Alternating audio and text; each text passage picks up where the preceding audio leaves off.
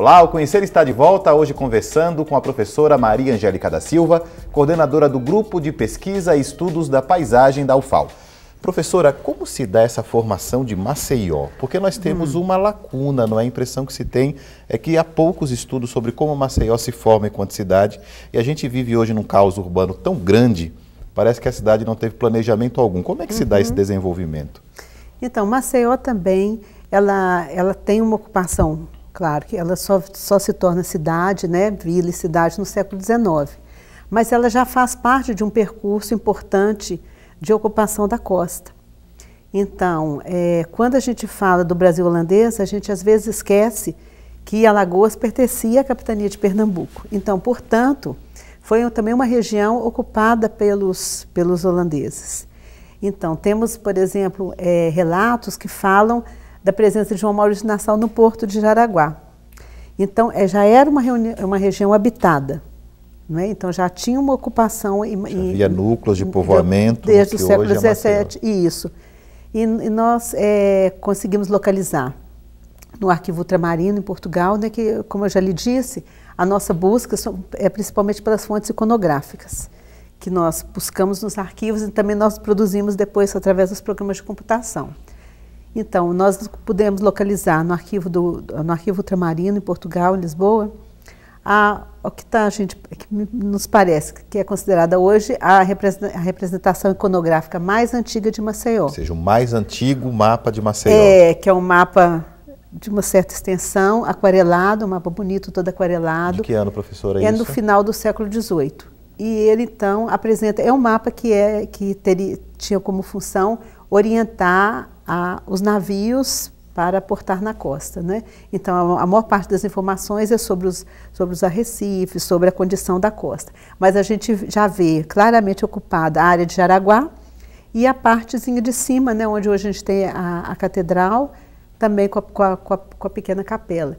Então, com isso a gente percebe que já no século XVIII, havia dois núcleos de ocupação. E não só, como muita gente pensa, que era só onde hoje é a Assembleia Legislativa, a Catedral Metropolitana. Exato. E pelo número de registro de pequenas casinhas que são desenhadas, a parte de Jaraguá seria a mais ocupada, se a gente só se reportar ao que o mapa apresenta. Essa representação iconográfica, mas a gente também já vê os coqueiros, sabe? Mostrando assim, que essa paisagem que a gente vê hoje é uma paisagem já que...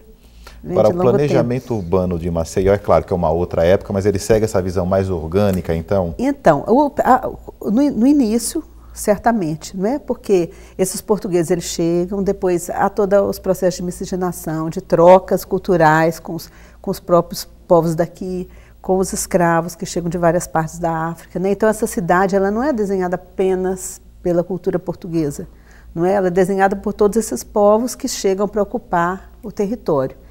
Mas a lógica, né, que se mantém é essa lógica do desenho mais orgânico. Então, Maceió, como qualquer outro lugar de ocupação mais antiga, ela também teve um desenho mais curvo, ela teve um desenho a partir de caminhos, praticamente. Então, a cidade ia acompanhando os caminhos. Quando chega no século XIX, então, vão existir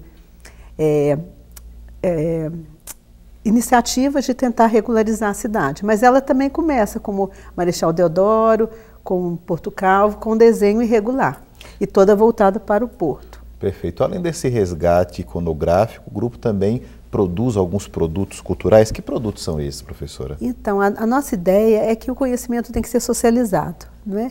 Então, depois que a pesquisa está madura, que tem resultados mais concretos, nós buscamos transformar esses resultados em produtos que as pessoas que possam ser de forma bem fácil, assimilada pelas pessoas. Socializado, né? Coletivizado. Então a gente produz pequenos livros interativos, produzimos vídeos, né? Já fizemos exposições também, eventos que seriam mais para academia.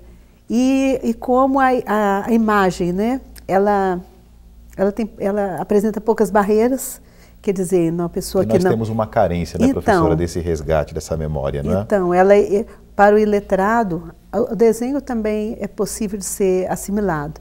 Então, a gente busca muito trabalhar com as imagens, que com isso a gente acessa as crianças, o público em geral. Mas a ideia é que a gente faça do conhecimento um jogo. como a gente também, de certa forma, encara. Que a gente encara com muito prazer essa busca do conhecimento. Então, ao mesmo tempo que a gente entende que a gente está descobrindo algumas coisas, mas que outras a gente sabe tão pouco, a gente também busca passar para o outro essa ideia de que o conhecimento é uma coisa que a gente persegue. Então, a gente quer também que a outra pessoa que receba o nosso produto também participe dessa busca de encontrar respostas. Então, no geral, são pequenos enigmas, o conhecimento não está dado de pronto, sabe? Então, a nossa ideia é essa, fazer com que as pessoas também interajam nessa produção. Instigar essa reflexão, isso, essa busca, né? E um dos próximos passos é uma pesquisa sobre Porto Calvo, é isso? Não, então, ano que vem nós queremos produzir uma pequena série de livros que falem dessas 20 cidades que nós buscamos estudar.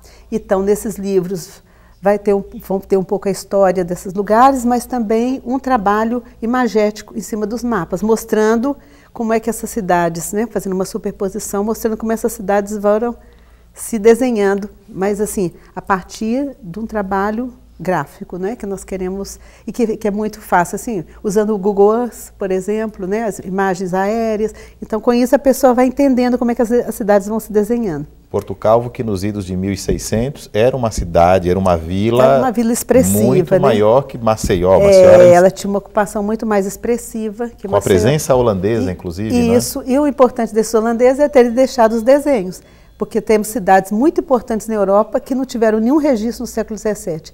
E cidades pequenas como Porto Calvo, né, pequena. Existe esse contrassenso? Quer dizer que tem cidade europeia que não teve o que Porto Calvo teve em termos de imagem? A minha pesquisa de pós-doutorado, que já está mais voltada para os franciscanos, ela busca estudar também então, o impacto dos conventos, da presença dos conventos em algumas cidades portuguesas, para ver se o movimento foi igual ao que aconteceu no Brasil. Mas minha dificuldade foi, chegando em Portugal, não encontrar o material iconográfico que eu tenho para estudar as cidades do Nordeste. Porque várias cidades importantes não tiveram, claro, Lisboa sim, mas outras cidades importantes de Portugal não possuem esse registro que a gente tem aqui de cidades tão pequenas como Marechal Deodoro e Porto Calvo. Quer dizer, o legado que os holandeses deixam é gigantesco, isso, né? Então tem essa faceta interessante da gente ter essa particularidade. São Paulo, Rio de Janeiro não vão ter essas imagens. O grupo trabalha com professores e alunos? Como é que funciona esse trabalho? Isso, com professores, alunos, temos mestres, temos doutores, tem alunos que começaram da graduação e continuam conosco até hoje. Inclusive premiado nacionalmente, né? É, isso mesmo. Que é o que nós vamos falar no próximo bloco com uma aluna que pertence ao grupo. Professora, queria agradecer a presença aqui no Conhecer. Eu é que tenho que agradecer, obrigado. Muito obrigada. Obrigado, professora. E no próximo bloco a gente conversa com Tassiana Santiago, aluna integrante do Grupo de Pesquisa e Estudos da Paisagem da UFAL, que desenvolveu uma pesquisa sobre os conventos franciscanos nas cidades de Penedo e Marechal e recebeu o Prêmio Nacional do CNPq. Não saia daí, Conhecer volta já.